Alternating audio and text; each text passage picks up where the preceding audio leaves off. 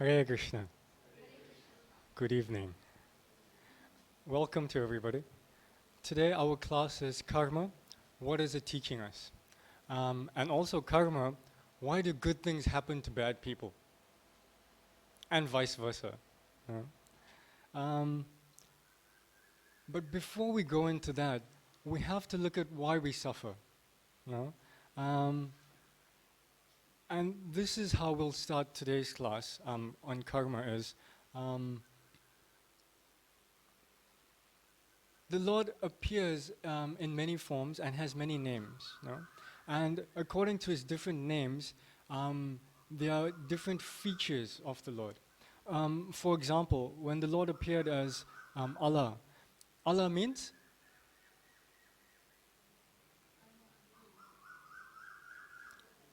all merciful. No? Jehovah, almighty. Rama, bliss. The reservoir of all bliss. Supreme bliss. No? And Krishna, the all attractive. And so these are some of the features of God. He's all merciful, almighty, all blissful, all attractive. And so one can ask, if somebody who is having all these personality traits in full, how can he allow for people to suffer? How can such a personality allow for these atrocities to take place within the world? No? That some people are born handicapped. No? Some people are born. Now it says some people are born handsome. Why is this person handsome? Why does society determine what beauty should be? No? How is this person handsome and how is this person ugly? No? Because society defines what external beauty is, no? Which is such an unfair definition, no? But we go by it anyway. Some are born with a silver spoon in their mouth, no? Means that they have all opulences, no? Like being born in royalty, no? And some are born in the slums, no? And so like that, how does the Lord let the innocent suffer? No? And one can ask, why is God so cruel? That I think that's a fair question to ask, no? If he's all merciful and all powerful and is the supreme bliss, then how is all of this going on? No? And so we'll look at that today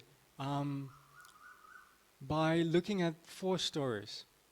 Four stories that'll help us think in a different way, and hopefully it'll help with an elevation of consciousness and an expansion of mind. No? Because a lot of the time we live in our own little bubble, no? And so we don't see the world clearly. So I hope these four stories will help us expand our vision, expand our consciousness, change our culture, the lens by which we perceive reality. No? So once upon a time, about 2,500 years ago, no, actually about 2,000 years ago, there was an old lady, a grandmother, who had just lost her grandchild. So she was distraught. Can you imagine being a grandmother and your grandchild dies? No, he must have been about 2 or 3 years old. And she was just distraught. Nobody could console her. And so she lived in a little village. And at that time, the Buddha was traveling through different villages in India. And it so happened that he came to this village where this lady had just suffered this loss. And so the villagers took him to this lady. And so when the lady saw the Buddha, she got really angry with him. And she started cursing him. And she was saying that, how could your Lord, how could your master let this happen to me? Let this happen to my family. That this innocent child, 2 years old, has been snatched and taken away from us. No? And so the Buddha, he was very calm, very reflective, and he said, do you want me to bring the child back? And I mean, obviously, who would say no to that? No? So the grandmother was taken aback, shocked, and eventually elated by what she heard. And she was like, "Of course, yes, by all means." And so he said, "No problem, I can do that for you, but you have to do one thing for me. You have to get me magic rice." And so the grandmother, she was so happy. She wasn't really paying attention. She just, whatever he wanted, she was going to do. You know? And so she said, "No problem, I'll get you magic rice. How will I know what magic rice is?" And so the Buddha told her that you go through this village and you knock on the door of the different villages, and I'll take rice from any home that has not experienced suffering. This is the magic rice that I want. No? And so she was, "Yeah, no problem, I'll do that." Gets a bowl and she starts knocking. Knocks on the first door. "Please, may I have some rice?" And so, very pious people very quickly go to give her some rice, but she stops them and says, "Before I accept this rice, have you experienced any suffering in your family, in your household?"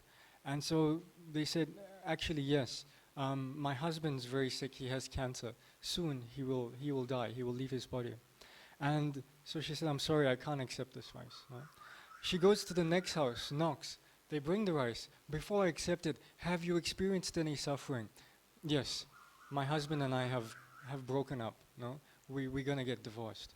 Can't accept this rice." The next house she goes to, knocks on the door. Again, she couldn't accept it. Again and again, and every home she went to, she couldn't accept any rice. Because why? Because she wasn't alone in her misery. She wasn't alone in her suffering. And when she went back to the Buddha, she told the Buddha, without any rice, she told the Buddha, "I understand." No? That in her isolation and in her suffering, she couldn't see the plight of everybody around her. No? And this is the moral of the story, is that sometimes we're blinded by our own suffering and we don't see all the other sufferings going around us. And sometimes we think our suffering is the worst in all of creation. No? But it's all relative. Because when you go to somebody else or you see somebody else, it makes your suffering seem fairly insignificant. No? And so when she went from house to house, she realized she was not the only one in great difficulty. No? She wasn't the center of the universe. No? So that's one story for us to remember. Right? The second story is set a few hundred years ago, in the 1800s. This is a picture of the Clarkson family. The Clarkson family were an Irish family and a middle-class, very hard-working family. And so all their life, the mother and the father strived really hard to give the kids, to give the children a good education, a good life. And so they weren't very wealthy, but they had enough money to make ends meet. Right? And so all their life, the Clarkson family saved up a lump sum of money. It took them 25 years of hard work and toil. And they saved this money up to go on a family trip, to go on a family vacation, right? Some 200 and so years ago. And so, for the first time in their lives, the whole family booked a trip on a cruise ship. First time they were going to leave Ireland, together as a family. They booked a trip on a cruise ship, right? And the tickets they got were non-refundable, right? So they took their life savings and they handed it over to the travel agent, and they got tickets for the whole family to go on this trip. No? And 2 weeks before they could go onto the trip, one of the sons was bitten by a dog, and the dog had rabies, right? And so now back in the day, like 200 years ago, there was a different system in place if one was bitten by a dog. So first, he had to stay quarantined for a while, take the medication, but also, according to Irish law, he was not allowed to leave the country for 1 month. Now, it's 2 weeks to go for the family vacation, money that they've been saving up all their lives. No? So the family were in a dilemma. No? Do we leave the boy at home and do we go, um, or does the whole family stay? No? This is what the Clarkson family did. The father said, if one doesn't go, all don't go. No? He said, this is what it means to be family. No? And so he said that with, and it's a beautiful thing to do and say, you know. But slowly, slowly, as the days started to become closer for the departure day, like animosity and a little bit of envy and hate started to brew up in everybody's heart. Can you imagine working all your life and then your brother gets bitten by a dog and now you can't go? And so that was there in the heart of everybody in the family, you know. And it came, 2 weeks had passed, and the ship had set sail, you know. And now there's nothing they could do. And another thing that happened was that in the mines, they were very pious, righteous people, religious people. In the mines, they were questioning, God, how could you do this to me? You know, all my life, been going to church, very religious, an upstanding, moralistic person. How is this happening? You know, why? How can you let this happen to me? You know? And so they were thinking like this, a little bit of animosity towards the little boy, and also some resentment towards God. How dare you do this to me? You know? And so it all changed 4 or 5 days after the ship had sailed. The ship that they were meant to sail on was the Titanic. You know? And had the family gone onto the ship, there would have been a high probability that maybe all or most of them would have died on that ship. No? And then can you imagine the mindset afterwards? After that animosity towards to the little boy and to God, then suddenly there was a change in paradigm. No? Because see, we have limited vision. No? Even if you have 20/20 vision, still you can't see. I mean, you can see only so far. No? I mean, even Superman is limited. No? He can see through walls and things like that, no? But he also has his limits, no? I mean, what is Superman's weakness? I say Superman's kryptonite is Lois Lane. Never mind, that's a joke for the young people. So is God responsible for everything that happens to us? Are we responsible? Is it both? Do we control our own destiny? Before we answer that, let's look at this. Right? His name is Arthur Ashe. And Arthur Ashe was one of the best athletes of his time. He was around in the late 1950s, early 60s. And he had won Wimbledon 5 times in a row consecutively. And very few people had done that at that time. And at that time, he was at the peak of his career, right? And something very interesting happened to Arthur Ashe, is that he developed a very rare blood disease. And he was diagnosed with only 6 months more to live. No? So that means he'll never play tennis again, and he's on his deathbed, right? So you can imagine his fans were distraught. He was distraught, right?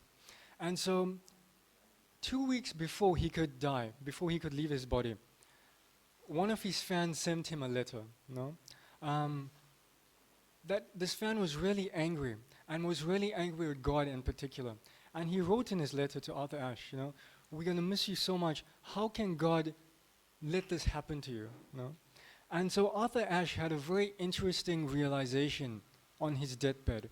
And this is what he penned back to his fan that wrote to him, which is very interesting. He said that every year, 500 million people begin to learn to play tennis, right? Of that 500 million people, 500,000 people learn how to play tennis. Means they start to take it seriously, right? Of that, 50,000 people learn professional tennis, right? Of that, 5,000 enter the Grand Slam. Grand Slam like Wimbledon, very large, lucrative tennis competition, right? Of that, 50 qualify for Wimbledon, right? The finals in Wimbledon, only 50. 4 reach the semi-final. 2 reach the final. And only 1 holds the trophy, no? And in all that time, and all those 5 years, that I won the trophy 5 years in a row. He said, I never asked once, why me? Why me, God? Why did I not just win once, but twice, but thrice, but 4 times, but 5 times in a row? Why me? No? But now when I'm suffering, why am I not asking this question? Why me? No? Which is interesting, isn't it?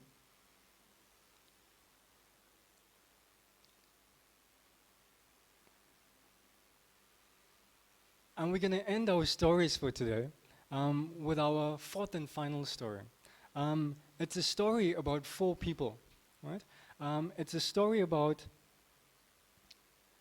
a sannyasi, a brahmachari, a prince, and a butcher, right? Um, so, do you know what a brahmachari is? A brahmachari.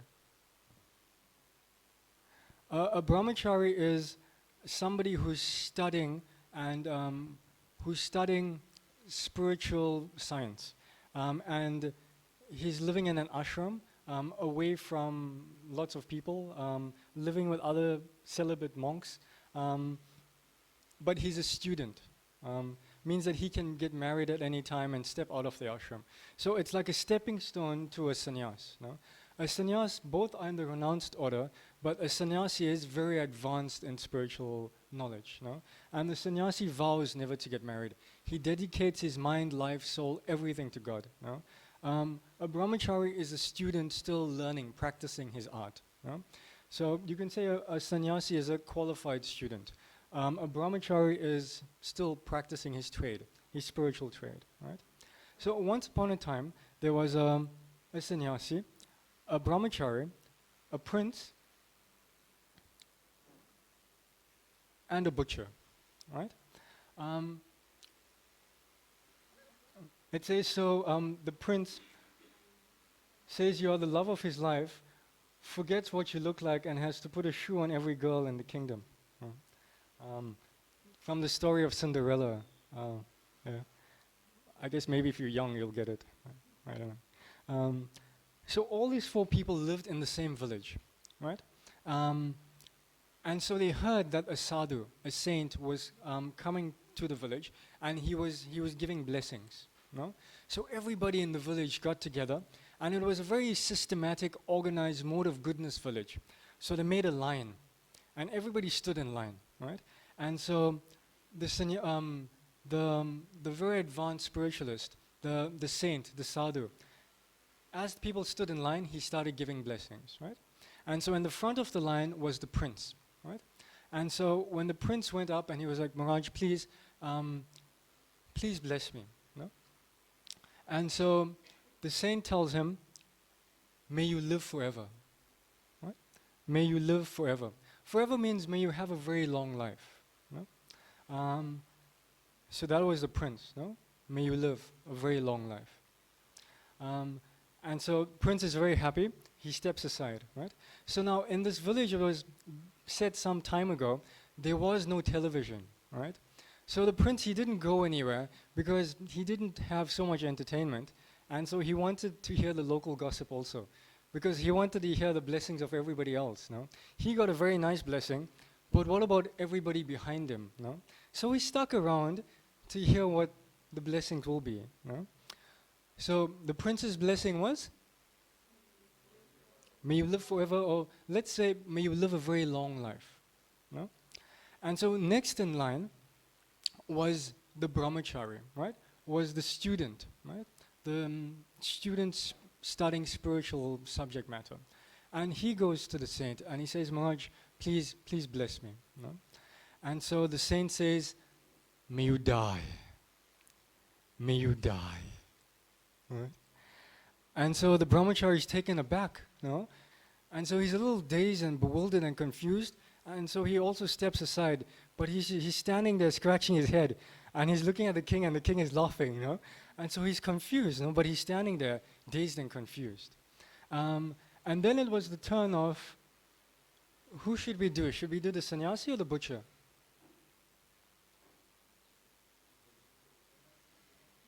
Butcher? Okay. Let's do the butcher. Can we do the sannyasi? Let's do the sannyasi. Sorry. So the sannyasi goes up to the saint. Now both of them are very advanced spiritualists, almost like self-realized. And out of his humility, the sannyasi asks for blessings. And out of his humility, the sadhu gives blessings. No? Because this is real humility. No? And so he asks, Maharaj, please bless me. No? And both smile because they know, because it takes one to know one. No? And so he says, neither you live, either live or either die. Either live or either die. And the sadhu smiled. And the sannyasi smiled. Because they know, right? And the sannyasi walks away. He doesn't even hang around, no? He walks away. So, the brahmachari, may you die. The prince, may you live for a very long time. And the sannyasi, his blessing was, either you live or either you die. And finally it was the turn of the butcher. No? And so when the butcher comes up and he says, Maharaj, please bless me. And so the saint says, neither you live, neither you die. Neither you live, neither you die. No? And so now everybody's still confused. No? So everybody's still hanging around except for the sannyasi. He's carrying on because he knows. And so the king asks, please, my dear saint, my dear sadhu, can you explain these blessings to us? And so he's like, okay, we'll start with the prince. May you live a very long life. And so he says that now you are enjoying in your palace with great opulence, wine and women and all these things afforded to the king. So now you're living a very heavenly existence, if you like. So may you live a very long time, because after this life, there will be suffering for you, because you're not living a balanced life, that you're only enjoying now, and you've forgotten everything about spiritual life. So may you live for a long time. No? And when he said that, the prince got a little sober, no? And so he walked away. Right? And then, what did he tell the brahmachari? May you die. No? And so the brahmachari, Maharaj, how do I understand this? And so the saint says that you have dedicated your life to God. No? I mean, you have all these contaminations and whatever. You haven't perfected your life yet, but you're taking steps onto the path of perfection. No? And so whatever you do in spiritual life, that wealth is never lost. You may forget it, but God will never ever forget it. No? So whatever happens to you in the future, it'll be very, very auspicious. So now you're practicing so much of austerities, better you die now. No? And then in the future, it's going to be a very auspicious birth for you, and you can carry on your spiritual practice. No? So better you die. And so for the sannyasi, the advanced spiritualist, the blessing was, either you live or either you die. See, because for him, in this body already, he's with God, and when he leaves this body, he'll be with God. So for him, there is no spiritual. For him, there is no material. Everything is spiritual, no? Because he has God consciousness. So either you live or either you die, you're already with God, no? And that was the blessing for the sannyasi. And finally, the turn of the butcher. Neither you live and neither you die. Because in this life, you're causing so much of suffering. Killing innocent animals, cutting up the flesh, and giving it to other people who are eating it also. No? So in this life, you're causing so much of pain and suffering for yourself. And in the next life, you're causing wherever you're going to go in the next life, it's going to be hellish and it's going to be miserable for you. So neither you live or neither you die. Because both these things are causing pain, misery, strife and turmoil for you. No? So looking at these four stories, we'll see that how our lifestyle determines our death style, but also how whatever you sow, you shall reap. No? And fundamentally, this is what karma is. No? Um,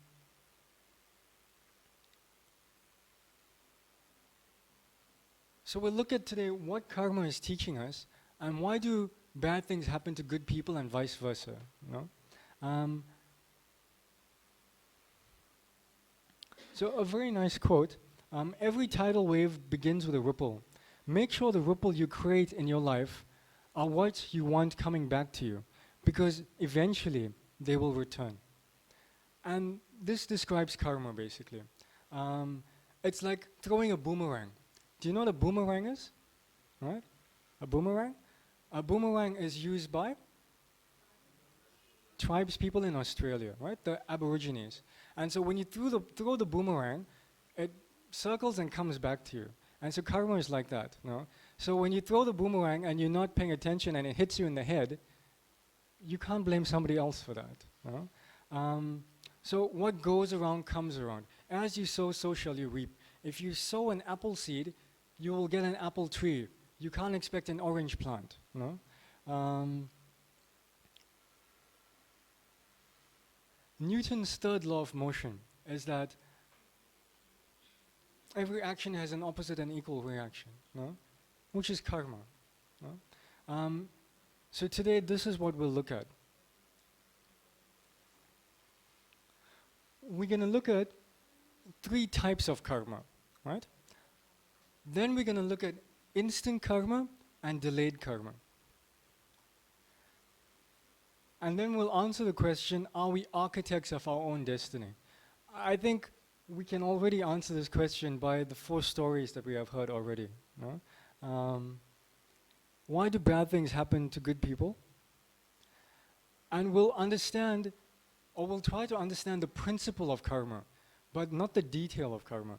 And we'll see why you can never truly understand karma, because it's so convoluted, it's so complicated, that sometimes even demigods have some difficulty running the algorithm of karma. No? But we can understand the principle. And finally, how to be free from karma forever. No?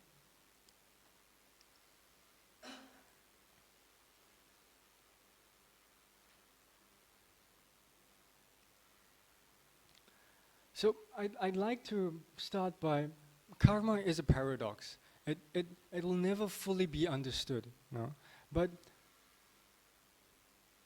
we can understand the principle of karma, right? But not the detail. So it's like this. You want to take a trip from Goa to, let's say, the United States, right? So before you board the plane, obviously you have to get a plane ticket, right? Say you go to a travel agency, right? When you go to the travel agency, they issue you the ticket. Then you hire the taxi. The taxi takes you to the airport, right? You wait in line. You hand over the ticket, right? Then you board the plane, okay? Now, once the plane takes off, its destiny is the United States. Now, while the plane is in the air, can you go tell the pilot, I had a change of heart, sir. Actually, I want to go to Mumbai. Can you do that? You can't do that, no? But you're on that plane because of every decision you made before that. Before you got onto the plane, you had a choice on whether you could go to the United States or not, no? Because you paid for the ticket, you paid for the taxi, you had a desire to go there, and you jumped on the plane. And so once you get onto the plane, then you can't change your mind, you can't change your destination, no? You have to wait for the plane to land, no? And so karma, it works like that, no? That, remember yesterday we spoke about the 3 modes of material nature? So these modes govern our actions and our activities. And by the actions that we cause, it leads to a result. No? So in one sense, we are our own architects of our destiny, but we're influenced heavily by the 3 modes of material nature. No? So karma is a choice up until a certain time when it starts taking effect. No? Like once the plane takes off, then you have to wait for it to land. No? Before you could change your decision to go from Mumbai, to go from the United States to Mumbai, right?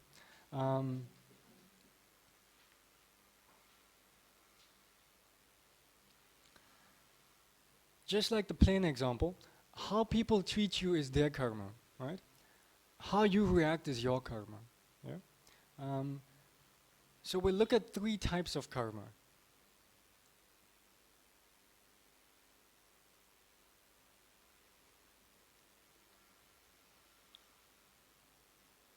So the first type of karma is karma itself, right?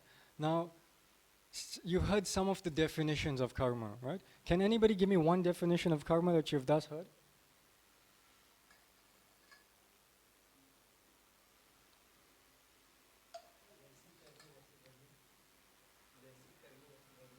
I can't hear you. Can you say that in English? What you sow, you get. No, that is an example of karma. No, every action has an opposite and equal reaction. No, so that's what karma means. No, karma means also activity. No, and karma also relates to pious activity. No, so I'm going to speak about karma going forward. I'm going to be referring to pious activity. Means good karma, punya, right? We're also going to look at vikarma, which is sinful activity. No? And finally, we're going to look at akarma, which is activity which yields no reaction. Right? Now, remember I said every action has an opposite and equal reaction. So, karma, akarma, is spiritual activity. There's activity, right? There's action, but the action leads to no material reaction. Right? Very interesting. Right? So three types of karma we're going to look at. Right? This is a verse from Bhagavad Gita, chapter 4, text 17. Like we were saying, the intricacies of action are very hard to understand. The intricacies of karma are very hard to understand. We'll try to understand the principle, but not the detail. Right? Therefore, one should know properly what action is. So when we speak of action, what are we speaking of? What is Krishna referring to here? Action means karma, right?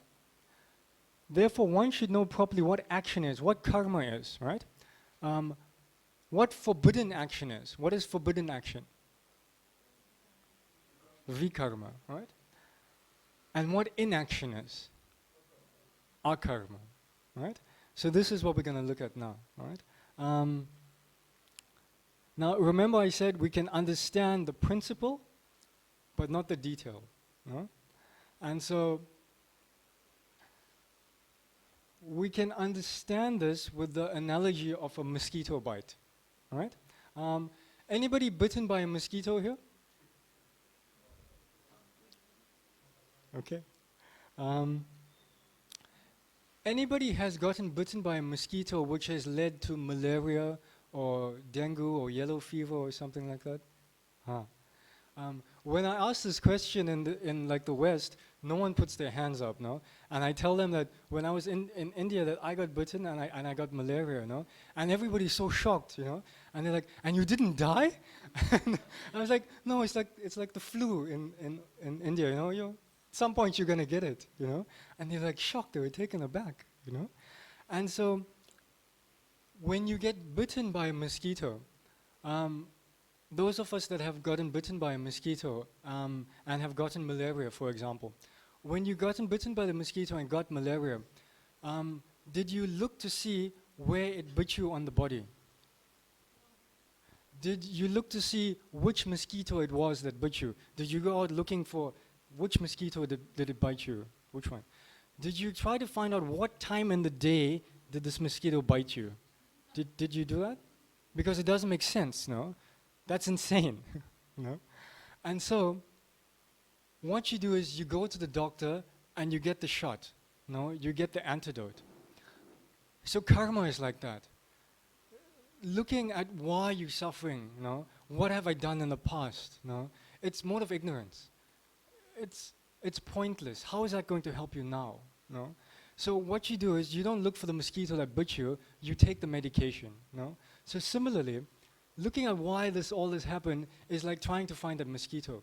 Don't worry about why it happened, get over it. And how you get over it is you take the medication.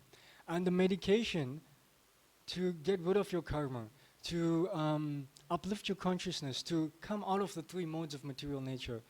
One thing is to read Bhagavad Gita, no? And the other thing is to follow as per what Bhagavad Gita is saying. When you get medication, you get a script. You get a, I don't know what you call a script in India. A prescription. You get a prescription. You take this medication so many times a day, no? So the Gita is telling you what medication to take and how to take it, and then all you have to do is follow, no? And we're going to see the medication today.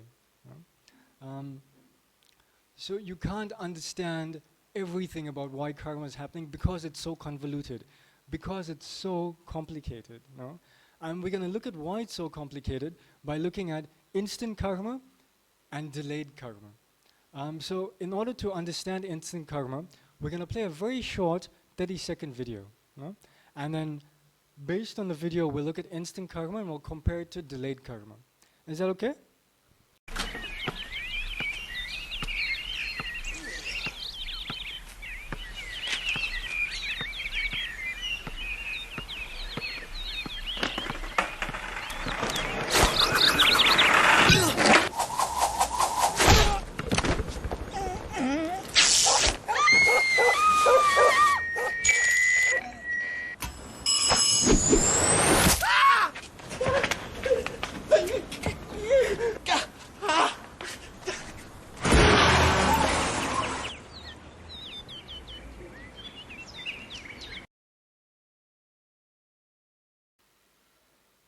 So this is instant karma, no? I don't think I need to explain anything about that, no? As you sow, so shall you reap, and he reaped it very soon, you know? And so that is an example of instant karma, no? Another interesting thing about karma, before we go to delayed karma, is that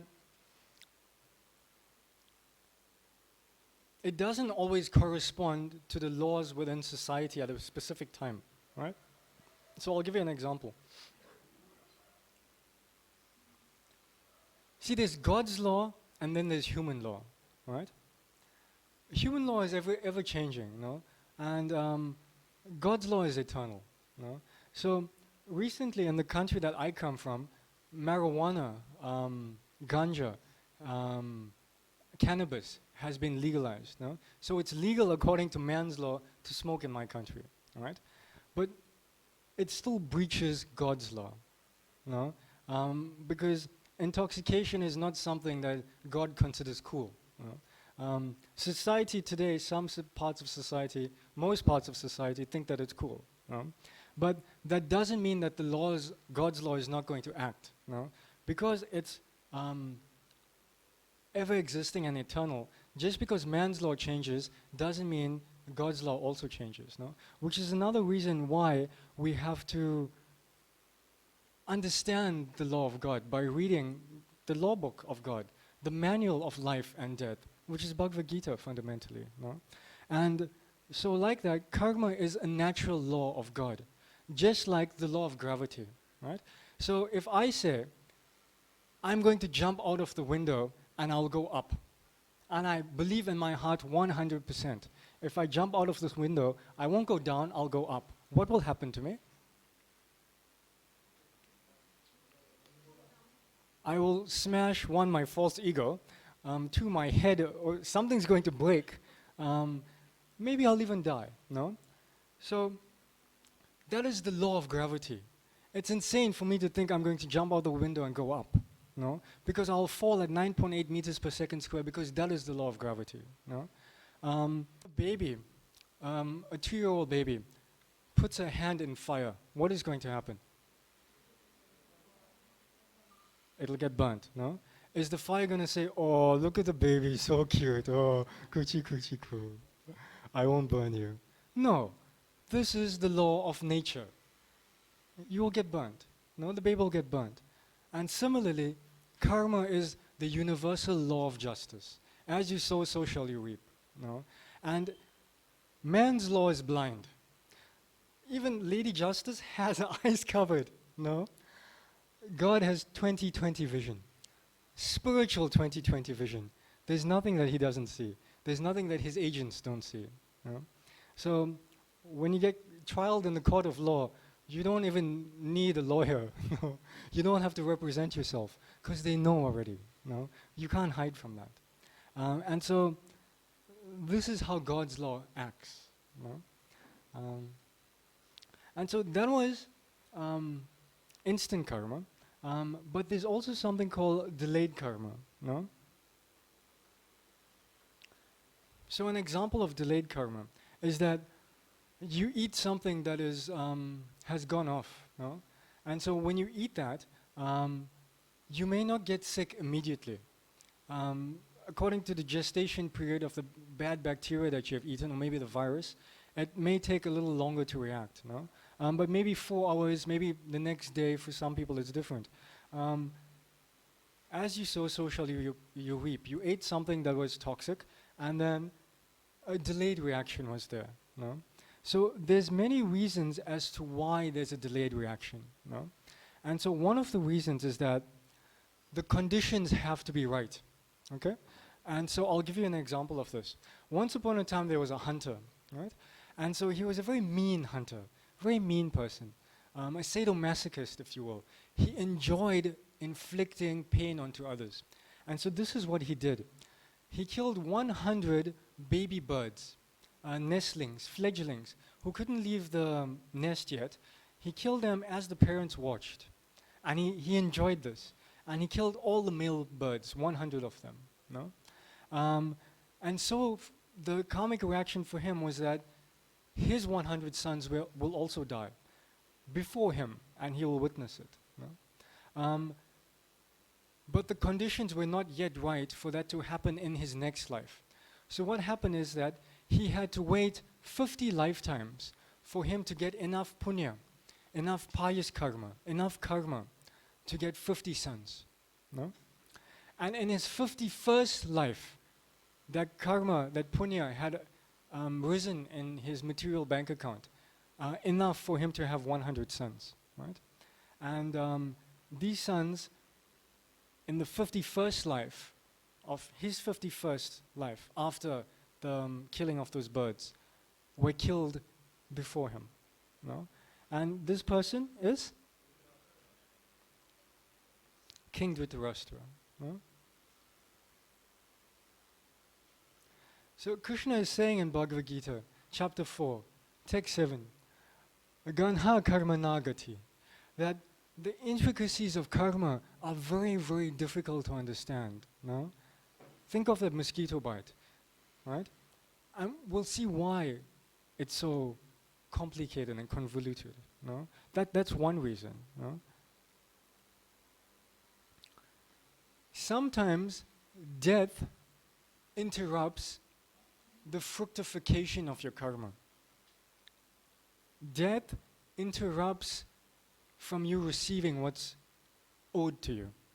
Right? It's like this. Say I'm dressed in robes now, right? And I go to the bank and I steal 10,000 rupees, right? I steal 10,000 rupees. And then I go home. I evade the police, you know, because in Goa the police have sticks, you know, and I can outrun a stick, right? And so I go home and I hide the money, you know, and the police are looking for me, and day 1 they don't find me, right? Day 2 I change my clothes and I wear shorts and a t-shirt, right? And day 2 they break the door down and they find the 10,000 rupees there in my home, and they take me and lock me up.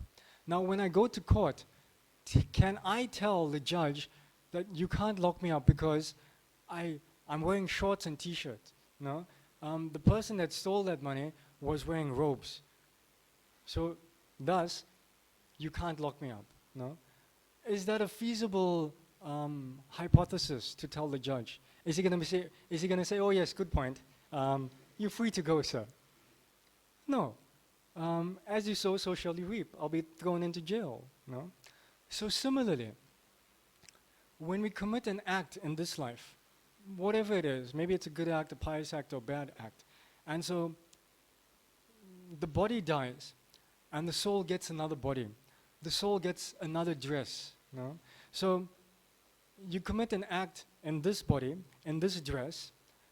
but you die today and that karma hasn't fructified, so it may come to you in the next life, in another body, or in the next life, or in the next life, or 10 million other lives down the road. You know? The dress has changed, but who you are, the spirit soul, is the same person. No? So whether it's this body or another body or whichever body, just because the dress has changed doesn't mean that activity that you have caused won't come to you. No? So that's another reason why sometimes your karma is delayed. No? Because the body is only a dress. No? And death interrupts the fructification process of the karma. But it'll come to you. There is a saying that the wheels of time turn ever so slowly, no? But ever so finely.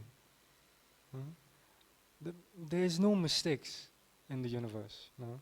Because God's law is perfect. Because God is perfect and complete. No? So that's delayed karma and instant karma. Okay. Now we'll go into karma. And by karma, I mean?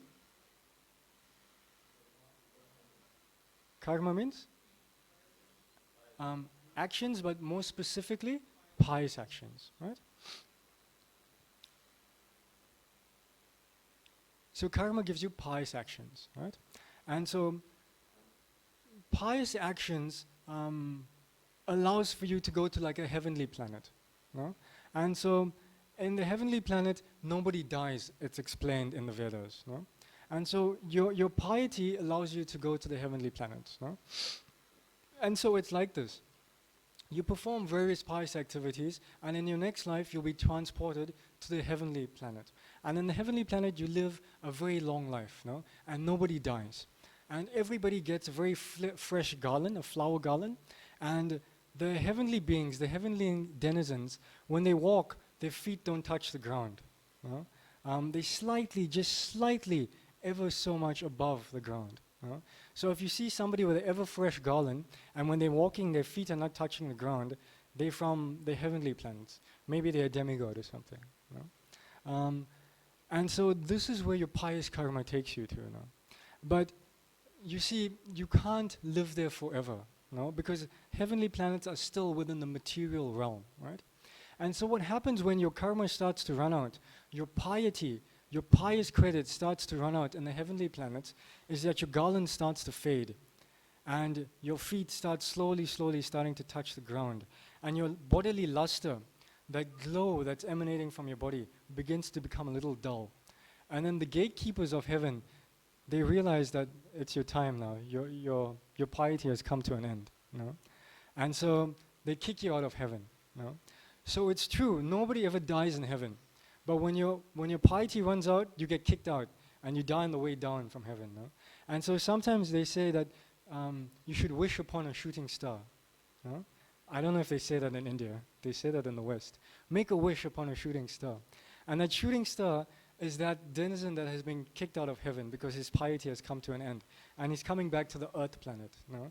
And so they say make a wish because this can be his or her last act of generosity as a very empowered, enlightened being, that they may grant your wish. You know? So that you're seeing as that person that's coming, has left the heavenly realm, you know? Coming back to the earthly abode, as it were. You know? So Krishna explains this in Bhagavad Gita chapter 9, text 21. When they have thus enjoyed in the heavenly sense planet, they return to this mortal planet again. Thus, through Vedic principles, they achieve only flickering happiness. Means there is happiness there, but it's not eternal. And Krishna goes on to explain in chapter 8, text 16. Karma deva, abrahma bhuvanaloka punaranagti no Arjuna mamupeta tu konteya punarjanma na vidyate.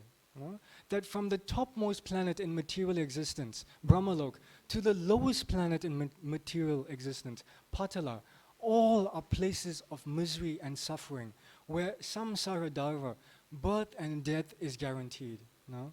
So even good karma is bad in the perspective of the absolute truth. No? But not that I'm saying we give doing pious good activities up. No, that's not what I'm saying. But we look at that It's similar to the mode of goodness, right? The mode of goodness binds you to this material universe, no? But we use the mode of goodness as a stepping stone, as a springboard to engage in spiritual activity and come out of the material world, no? So similarly, we use this pious activity, but we connect it to God and make it spiritual, no? We make it akarma, which is what we'll look at a little later on today, no? And so that is pious activity. Pious activity or punya is referred to as karma. Karma. Okay. Now we're going to look at vikarma. And vikarma means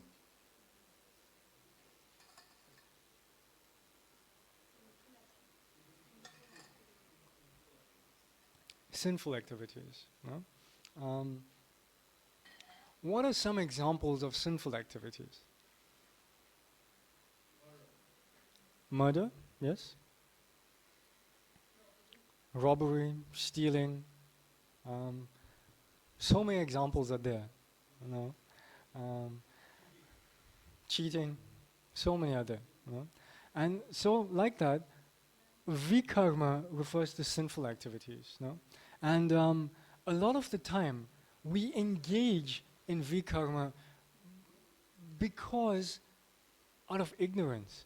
I mean, how many people wake up in the morning just wanting to cause hurt and pain to other people, no? Or other sentient beings, other living creatures? I think that's a very small percentage of the population, no? But simply out of ignorance, because we don't know sometimes, that we commit so much vikarmic activities, no? And so this is the beauty about timeless wisdom, no? That timeless wisdom, it's never changing. It's perfect and complete, and it has no need for an update. It's not like an Android app. It's perpetually running an update because it's imperfect knowledge. The fact that it keeps on being updated is testament to the fact that it's not perfect. You know? And the Vedic knowledge is perfect and complete. It was perfect and complete 2 million years ago. It's perfect and complete now, and it'll be perfect and complete in the future. Because the essence or the intrinsic nature of it has not changed. No? And so fundamentally it's like this. No? What is the nature, what is the dharma of sugar? It's sweet. No? 2 million years ago sugar was sweet. Today sugar was sweet, or is sweet. In the future, will sugar be sour? No, its intrinsic nature is going to be sweet.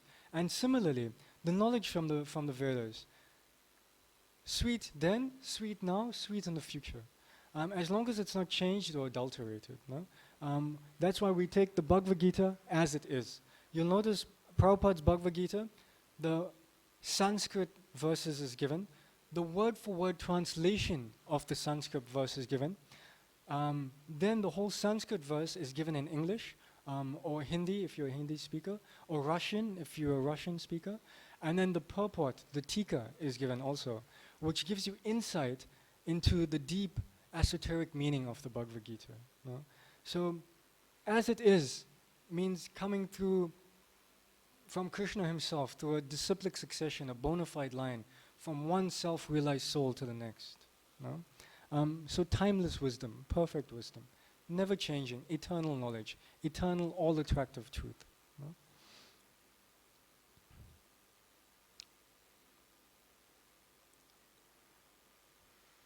And so you may ask then, so why do bad things happen to good people? No? That I live a very pious, very righteous, very moralistic life, but why am I suffering? No? Why are these bad things happening to me and my extended family or my friends? No? Why am I going into such difficulty? No? And so we'll help to explain this phenomena by what I call the silo effect. So a silo is a place where farmers store rice or corn, right? It's like a big shed, basically, a silo, right? I'm not sure what you would call that in India. A place where you keep grain or corn, right? So now I want you to imagine that you're a farmer, you're a rice farmer, and this is where you're storing your rice, right? So year one, you have a very good crop, right? And so you sell a lot of the rice, and you save some of the rice, and you put it into your silo, right? So you fill the silo a quarter of the way, right? Year one. Year two, again, very good crop, good rice. You sell some, the surplus you put into your silo. Halfway, good rice. Year three, the yield is not so good. There were pests. There was disease in the crop. You sell a lot of it, but some of it you keep also, no? And you put it into your silo, right? Year four, good harvest again. You sell whatever you don't sell, you put into your silo, right? So year one, good crop. Year two, year three, year four, good, right? And so when the farmer, maybe one year there's a drought and he doesn't do so well, and so he needs to take grain, he needs to take rice from the silo, right? When he opens the door, which is at the bottom, when he opens that door, what will he get? What will he get? He'll get good rice, right? Year one, what did he put there? Year two, year three, year four. So when he opens the bottom door for the first time, he will get good rice, right? And so he'll open that and he'll get good rice, no? Maybe two or 3 months go by and he's getting good rice, no? Because 1 year he put good rice, 2 year he put good rice, but then eventually the good rice runs out, no? And then when he opens the door, what he's going to get? For some time he's going to get bad rice because he put bad rice in there, no? And then when the bad rice is finished, then what will he get? Then he'll get good rice, no? And so a similar thing is, this is why good things happen to bad people and bad things happen to good people sometimes, no? Because if you're busy in this life or the last life sowing bad rice, then bad rice is going to come to you. And remember the fructify process of karma, no? It may not come when you're doing the bad activity, but doesn't mean it's not going to come to you, no? So whatever you stockpile in your karmic silo, it'll come to you today or tomorrow, no? Unless you disrupt the karmic cycle, no? Unless you disrupt the karmic reaction, no? And so a very healthy way to look at when good and bad things are happening to you is that it's all the Lord's mercy, it's all the Lord's blessings, right? When good things are happening to us, it's easy for us to forget about God, no? Like if you're just sitting on the beach in Goa, relaxing and enjoying the sun, and just having coconut water, no? Not many of us, if everything's going right, you just have the perfect day and you're doing your most favorite activity, generally we don't take a moment out and to appreciate what we're experiencing, no? To thank God, no? So when everything goes right for you, we can get complacent sometimes. And we may think that this place is a wonderful place to be in, no? So in one sense, when you're just experiencing good karma, this is bad for you. Because living in this place, which is a place of suffering and misery, is not your home, right? And so when you get pain, it is actually a blessing. So pain is your blessing, and when pain comes, then use this darkness as your candle, right?